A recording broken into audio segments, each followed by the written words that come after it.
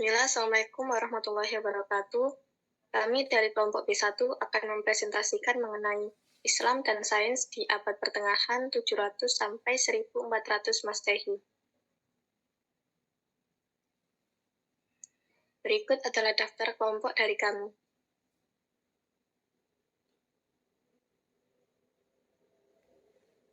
Kemudian ada pembahasan yang pertama, introduction, kemudian yang kedua, discussion, kemudian yang ketiga, conclusion, yang keempat, question.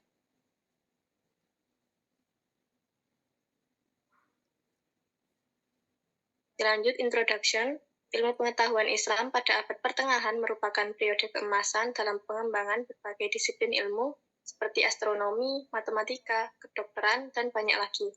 Dari sekitar tahun 800 hingga 1250 Masehi. Pada masa ini, Islam tidak hanya menjadi landasan spiritual, tetapi juga menjadi pendorong utama kemajuan ilmu pengetahuan.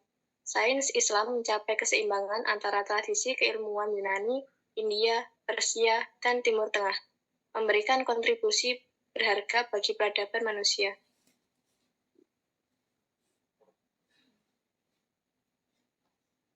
Para ilmuwan Muslim menempatkan pencarian ilmu pada prinsip absolut, dengan sains dipandang sebagai sarana untuk mengungkap kebersihan ciptaan Tuhan.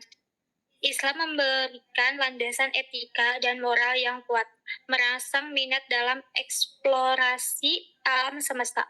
Dalam lingkungan intelektual yang mendukung inovasi, para cendekiawan Islam mencari pengetahuan melalui observasi, eksperimen, dan diskusi rasional. Pusat-pusat keilmuan di dunia Islam, seperti Baghdad, Kairo, Cordoba, dan Samarkand, menjadi tempat di mana karya klasik Yunani dan India diterjemahkan dan dikembangkan, memberikan kontribusi penting bagi peradaban Barat.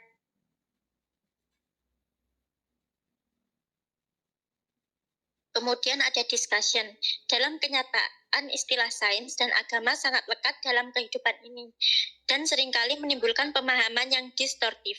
Tidak jarang orang memahami sains sebagai ilmu pengetahuan yang bersifat empiris, positif, terukur, dan dapat diuji atau dieksperimentasikan. Sebaliknya, agama dipandang sebagai sesuatu yang mewakili hal-hal yang serupa ilmiah, sesuatu yang melampaui fisik, empiris, dan metapositif. Tidak salah jika agama seringkali dianggap sebagai sesuatu yang menguasai ruang pembahasan yang bersifat metafisik, meta-empiris, dan metapositif.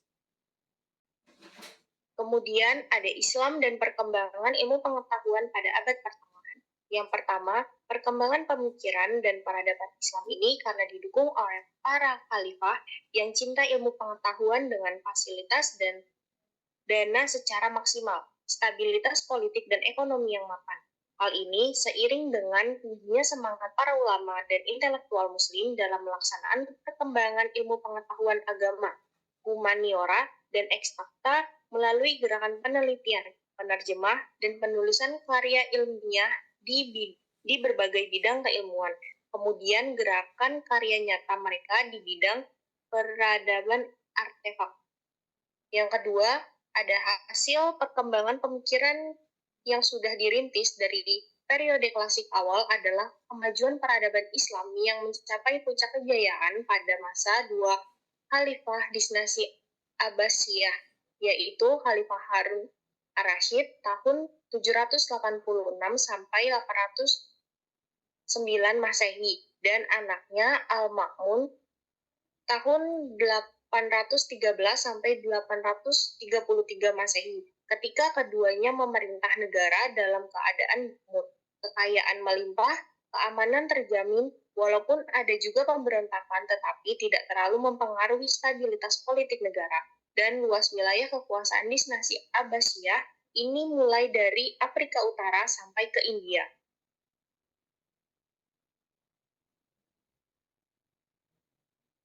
Kemudian ada kemajuan penemuan sains Islam. Yang pertama ada astronomi dan matematika, berfokus pada penggunaan matematika untuk memahami gerakan benda langit, mengkritik teori-teori Ptolemus dan memperkenalkan konsep baru seperti algebra oleh Muhammad Ibnu Musa al-Khawarizmi. Yang kedua ada kimia.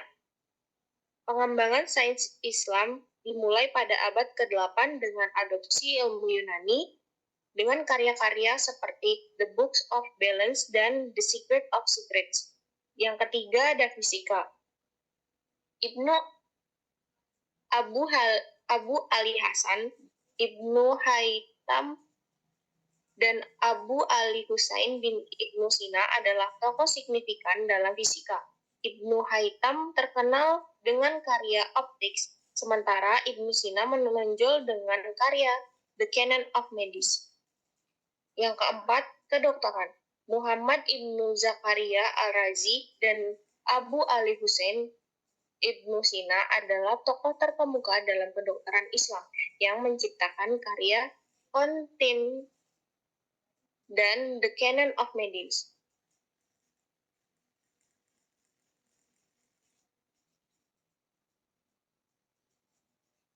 Selanjutnya yang kelima, filsafat dan logika.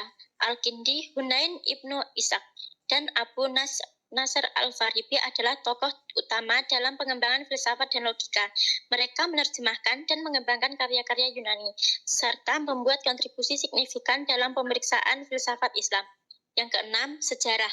Al-Mas'udi dan Ibnu Khaldun adalah sejarawan terkemuka yang menulis tentang sejarah, geografi, dan budaya Islam. Karya-karya mereka seperti Meadows of Gold dan Kitab Al-Ibar menjadi sumber penting dalam memahami sejarah dan peradaban Islam. Conclusion, sejarah peradaban sains Islam dalam abad pertengahan adalah kemajuan signifikan dalam berbagai bidang ilmu pengetahuan didorong oleh adopsi, penerjemah, dan inovasi dari warisan intelektual, memainkan peran penting dalam kemajuan peradaban Islam dan memberikan dampak global melalui kerjasama antara agama dan sains serta proses menerjemah dan penelitian yang intensif.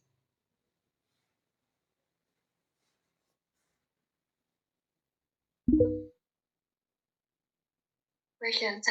Hakikat sains dalam pandangan Islam. 2. Secara potensial, sains Islam tetap pada prosedur sains dalam pengembangan penemuan sains meskipun paradigma yang digunakan adalah holistik.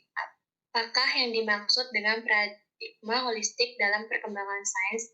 Ketiga, bagaimana pengaruh Islam dalam perkembangan sains dan teknologi pada peradaban dunia, khususnya pada abad pertengahan? Yang keempat, apakah bukti pengaruh Islam dalam kemajuan peradaban pada abad pertengahan? Yang kelima, bagaimana peran para ilmuwan muslim dalam penemuan sains pada masa itu, khususnya dalam bidang astronomi dan kedokteran? Sekian presentasi dari kami, kurang lebihnya kami mohon maaf. Kami akhiri. Wassalamualaikum warahmatullahi wabarakatuh.